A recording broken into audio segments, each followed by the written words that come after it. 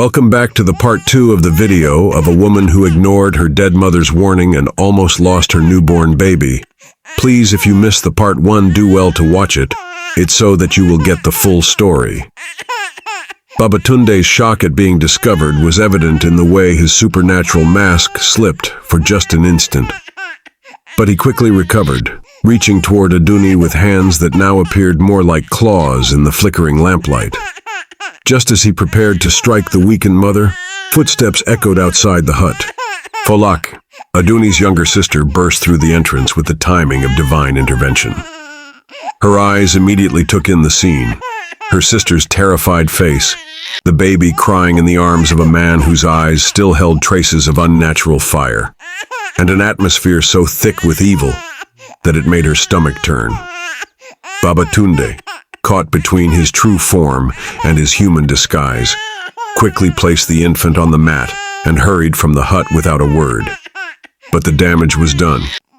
His secret had been witnessed, and the carefully constructed facade of years was beginning to crumble. Folklore rushed to her sister's side, helping her sit up and gathering the crying baby into protective arms. "Sister, what happened? What did I see in that man's eyes?" Though weak from childbirth and the spiritual attack she had endured, Adunni managed to explain what she had witnessed. Her words carried the weight of absolute truth, and Folklore felt her blood turn cold as ice-cold Harmattan wind as she realized the implications. News of the incident spread through Ile-Oluwa with the speed of dry season fires. Within hours, concerned villagers had gathered in the compound, their faces reflecting a mixture of disbelief, fear, and growing anger. The revelation that their most trusted healer might be something far more sinister shook the very foundations of their community. Mothers who had proudly called their children Omo Babatunde now looked at these same children with new eyes, searching for signs of the corruption that Adunni had witnessed. Fathers who had paid premium prices for Babatunde's services felt sick at the thought of what they might have unknowingly subjected their families to. A search party immediately set out for Babatunde's compound, but they found it empty. Not just of people, but of all the elaborate healing implements and mysterious artifacts that had filled his practice. It was as if he had vanished like smoke in the wind, leaving behind only the faint odor of sulfur and burnt herbs. The villagers searched every corner of Ile-Oluwa and ventured into the surrounding forests, calling his name and following every path. But Babatunde had disappeared as completely as if the earth itself had swallowed him whole. In their desperation, the village elders sought the counsel of Agbaye, an ancient seer whose wisdom was legendary throughout the Yoruba territories. The old man lived in a cave decorated with cowrie shells and sacred symbols, spending his days communing with the spirits and interpreting the will of the Orishas. When the village delegation arrived at his dwelling, Agbaye was already expecting them. His blind eyes seemed to see more than those blessed with sight, and his weathered face carried the weight of terrible knowledge. "I have been waiting for this day," he said before they could speak. "The spirits have been crying warnings for years, but mortals rarely listen until darkness touches them directly." What Agbaye revealed sent shockwaves through the assembled villagers. Babatunde was not merely a corrupt healer, but a powerful sorcerer who had masqueraded as a doctor for the sole purpose of gaining access to newborn children. Through his dark rituals performed during each birth, he had been binding these innocent souls to his coven of evil spirits, stealing their destinies and marking them as servants of darkness. "Every child touched by his hands," the seer explained with grave solemnity, "carries his mark. They are bound to him through spiritual chains that grow stronger with each passing moon. Soon they will become full servants of his dark purposes, witches and wizards who will spread chaos throughout the land." The assembled parents felt as if the ground beneath their feet had turned to quicksand. Their beloved extraordinary children were not blessed. They were cursed, marked for a fate worse than death itself. But Agbaye offered hope along with his terrible revelation. "There is one way to break the bonds," he said. Find Babatunde before the next full moon rises. Force him to reverse the dark ritual he has cast. If you fail, your children will be lost to his evil forever, and your village will become a place of perpetual darkness. As the full moon approached like an inevitable judgment day, panic gripped Ile-Oluwa with iron claws. Search parties scoured the countryside day and night, following every rumor and exploring every possible hiding place. But Babatunde remained as elusive as morning mist, and time was running short. Adunni, still recovering from childbirth but driven by a mother's fierce love, spent her nights in desperate prayer. She called upon her mother's spirit, begging for guidance and forgiveness for not heeding the original warning. Her baby son lay beside her, and she could see in his innocent eyes the faint shadow of the corruption that Babatunde had tried to plant.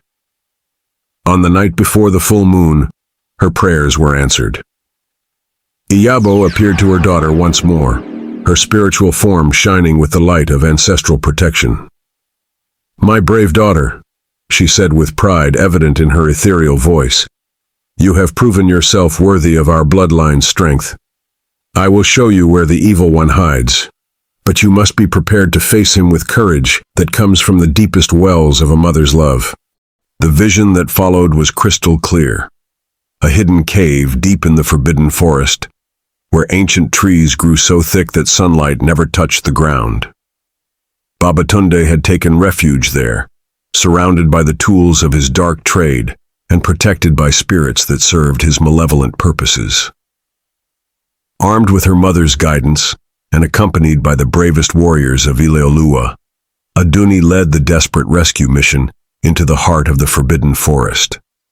The journey was treacherous, with twisted paths that seemed designed to confuse travelers and an atmosphere that grew more oppressive with every step. When they finally reached the cave, it seemed to pulse with dark energy like a diseased heart. Strange symbols glowed on its walls with sickly light, and the air itself felt thick enough to choke on. But the love for their children drove the villagers forward, pushing through fear that would have paralyzed lesser souls. Inside the cave's depths, they found Babatunde sitting in meditation pose, surrounded by carved masks, strange crystals, and artifacts that seemed to writhe with their own evil life. He looked up at their approach without surprise, his eyes once again blazing with that terrible supernatural light. "I have been expecting you," he said, with a voice that seemed to echo from multiple throats. "You are too late. The full moon rises, and your children's transformation will be complete. They belong to me now, and through them, I shall rule over lands far greater than your small village." But Adunni stepped forward, her mother's spirit guiding her actions. From beneath her wrapper, she drew forth a mirror that had belonged to her grandmother. A sacred object, blessed by generations of powerful women. The effect was instantaneous and devastating. Babatunde screamed as if struck by lightning, his hands flying up to shield his face from his own reflection. For creatures of darkness, seeing their true nature reflected back at them was the most unbearable torment possible. "Break the spell," Adunni commanded, holding the mirror steady despite her trembling hands. "Free our children from your evil bonds." Writhing in agony, Babatunde was forced to reveal the secret of his dark ritual. From within his robes, he produced a carved staff made from wood, so black it seemed to absorb light itself. "Burn this," he gasped through his pain, "and the bonds will be severed. But know this, breaking the spell will cost me nothing. I have other villages, other children. My work will continue." The villagers raced back to Ile-Oluwa, carrying the cursed staff like a venomous snake that might strike at any moment. As the full moon began to crest the horizon, casting silver light across the village square, they built a great fire using the most sacred wood they could find. As Adunni cast the staff into the flames, the entire village witnessed a miracle that would be remembered in their oral traditions for generations to come. The staff burned with flames that changed colors like a rainbow, and as it was consumed, every child who had been touched by Babatunde's hands suddenly cried out as one, not in pain, but in release, as if invisible chains had finally been broken. Parents rushed to embrace their liberated children, feeling the change immediately. The unnatural wisdom that had marked these young ones was replaced by age-appropriate innocence. The disturbing knowledge they had carried was erased, leaving behind normal, healthy children who could finally grow up free from the shadow of evil. The village celebrated through the night, with drums beating rhythms of joy and gratitude. Adunni was honored as a hero, whose courage had saved not just her own child, but an entire generation from a fate worse than death. Babatunde was found the next morning, collapsed and powerless in his cave. Stripped of his supernatural abilities by the destruction of his ritual focus, he was nothing more than an aging man whose evil had finally caught up with him. The villagers dragged him back to face justice, locking him in a prison built specifically to hold those who had trafficked with dark spirits. But even as they celebrated their victory, the people of Ile-Oluwa learned valuable lessons that would shape their community for generations. They had allowed their desire for extraordinary children to blind them to the signs of evil in their midst. They had ignored the warnings of elders and spirits, choosing instead to follow the crowd toward what seemed like blessing, but was actually curse. Adunni became a respected voice in the village council, always reminding her people to listen to the wisdom of ancestors and to be wary of anyone who offered gifts that seemed too good to be true. Her son grew up healthy and strong, marked not by supernatural powers, but by the natural strength that comes from being raised with love, wisdom, and respect for the spiritual world.